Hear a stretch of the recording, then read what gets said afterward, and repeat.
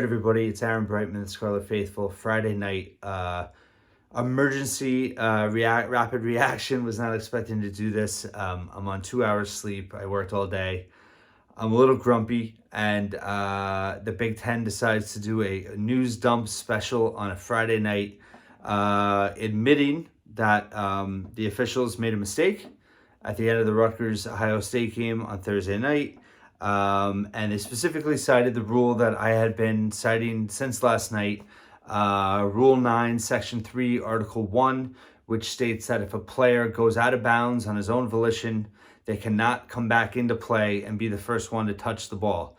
That's exactly what happened last night with Tanner Holden. By the way, a couple people got a laugh that I called him Taj Holden, who's a former player for Maryland, and said I dated myself. And I realized after the fact that I did that, but that's why we call it rapid reaction. I do one take and that's it. Anyway, they said that, per the rule, that it was you can't come back into play and touch the ball and make a play, and that therefore the play should have been called a violation and the ball ruled dead, meaning the shot would not have counted. So I'm honestly shocked that they admitted that. I think that a lot of pressure was put on the Big Ten to come out. There was even stories from Brian Fonseca and Jerry Carino during the day that, the Big Ten had reached out to Pikel and they had talked, but it was, not much was really shared. And, I think those articles helped, to be honest with you. I think Carino and Fonseca's articles helped. I think national media getting involved helped. You had Fran Fraschilla breaking down tape on Twitter today, showing the mistakes. And they didn't even address the potential ball handler, Thornton stepping out of bounds. And I think it's clear that it was maybe that's a judgment call. Maybe that's not enough to overturn a no call. But I think it was pretty clear that Tanner Holden drifted. They actually used the terminology drifted out of bounds, and that signifies that it was not due to his momentum. Because that's the other flip side of the rule. If the player is basically pushed out of bounds, they're allowed to come back in and touch the ball. That was obviously not the case. He shuffled for like 4, 5, 6 feet, and then casually came back in. Wasn't at, and people were talking about the 1 foot down, 2 foot down to reestablish himself. That's actually a moot point to this rule because you can't touch the ball when you come back in like that. So, but in addition to that, he didn't reestablish himself. He didn't have his feet down. But the whole thing was a debacle. I don't know. I guess it doesn't make me feel better. We have a little bit of it's just really frustrating that Rutgers lost the game in which they did. Listen, they didn't play a perfect game. Outcomes of games never come down to one thing. I believe that even after this statement, Rutgers could have won it other ways. That being said, they should, if the right call was made, and for those that won and overturned the outcome, it's not happening. It's never happened. It's not going to happen. I guess one argument you can make is that theoretically there would have been maybe, 0.3, 0.5 seconds left on the clock. So technically the game's not over. So you can't just declare it a victory for Rutgers. I think it's more than that. I actually even think it has something to do with Vegas because all the payouts are done by now. To go back a day later and change that, that's a big deal. I'm sure that's maybe not the reason, but I think we'd be blind to think that money doesn't have something to do with that. And I'm kind of just ad-libbing here, but I think it's much more to do the fact that, they could justify, I guess, saying the clock was not expired. But it stinks. It stinks. I think, the positive, really the only positive of this is that they did a formal letter. So, in theory, the NCAA Tournament Selection Committee will take this into account. I think they have to.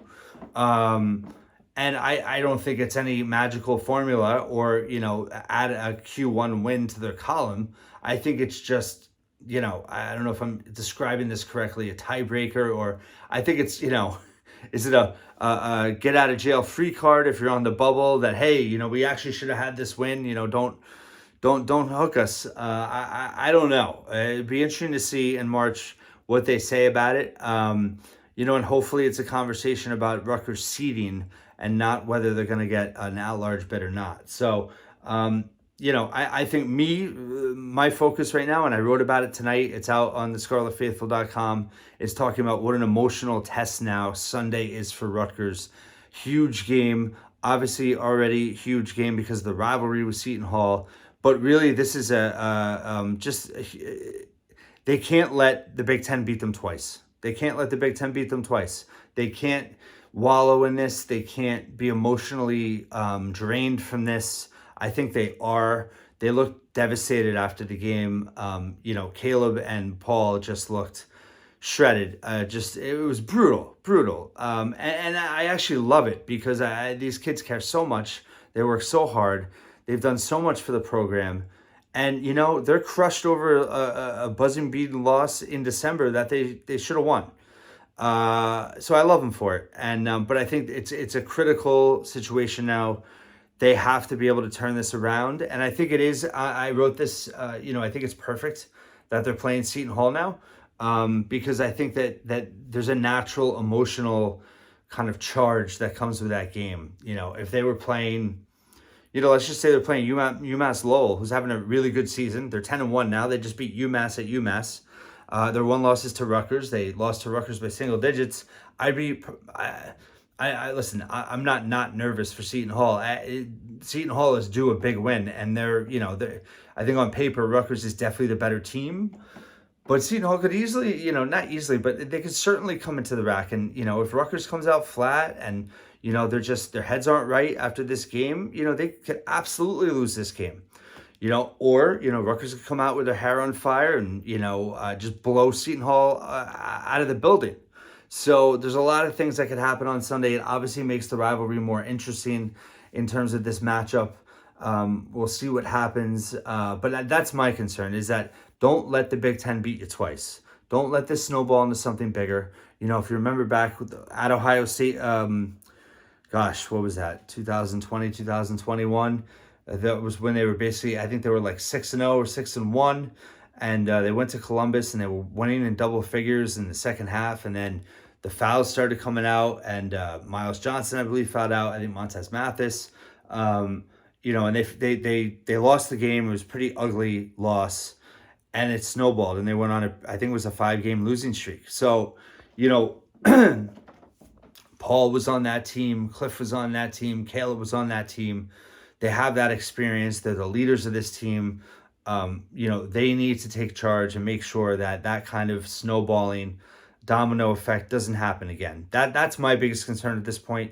Basically over, what happened, not in the sense of I'll ever get over that loss, just a sense of nothing's changing. So why dwell on it anymore? We have our letter now to show, in March. I just, it does piss me off more. I know it's, I guess, vindication, especially for those knuckleheads that were in my mentions all day, telling me I didn't know what I was talking about. Even as, respected analysts were saying the same thing. The former NCAA coordinator of officials came out and said the same rule, the same application of the rule, that's what it was, that it was a violation. I had somebody tell me that I was confusing football with basketball. Absolute ridiculousness. So, there is that vindication that Rutgers is right, and they should have won the game. Doesn't do anything for you in the win column. It's never going to get changed. But, I think what I'm hoping for is that this becomes a rallying cry for this team now the rest of the season. That, this program has always been at its best when its back is against the wall. And this is, I remember the year, I think it was 2019, 2020, when they broke through and had the 20-game season. I think they were picked 11th that year, and Pikel brought it up in every press conference. We're 11th best team in the league. We were picked the 11th best team in the league. That they talked about that every day that season. And, this is going to be the Big Ten took a win from you. Can you prove them wrong? So, listen, this could be a galvanizing moment for this team for the rest of the season. it could also go the wrong way and be an emotional, I'm at a loss for words right now, but emotionally crippling setback that, listen, everyone's human, right? That they struggle to recover from. I'm not saying it would, sink the season, but they might go through a little bit of rough patch here. We have Seton Hall, Wake Forest too. I think the schedule is outlined in a perfect way for this situation. They have 4 games left in 2022. You have Seton Hall, Wake Forest, Bucknell right before Christmas, and then Coppin State right before the New Year. Coppin State does have Sam Sessons, by the way. I'm babbling. But anyway, they have to take care of business, win those 4 games, go into Big Ten play, 10-3, 1-1. You have a huge stretch here at Purdue, but then you're favored in the next 4 games in conference play. So there's real opportunity here, and I wrote that today. Rutgers is favored in 11 of their last 18 Big Ten games scheduled per KenPom projection-wise with efficiency. And then they have a 45% chance or better in 14 of 18 games. Rutgers has never had that type of projection before. So this team has a chance to do something special. What happened at Ohio State is over, and it can't prevent them from having a special season. They need to move on, and it starts with destroying Seton Hall on Sunday. Honestly, just win, but that's where we're at. I don't know if this made sense, but I wanted to get some kind of reaction out. And Ohio State, friendly reminder, January 15th at the Rack. I expect the place to be crazy. It'll be crazy Sunday. It was crazy last Saturday against Indiana. It's going to be crazy, when Ohio State comes. But this team has a chance to have a special season, and what happened on Thursday night doesn't change that. And I think once they realize that, and they might have already realized it, I'm very confident Pikel can express that, this team is going to be just fine.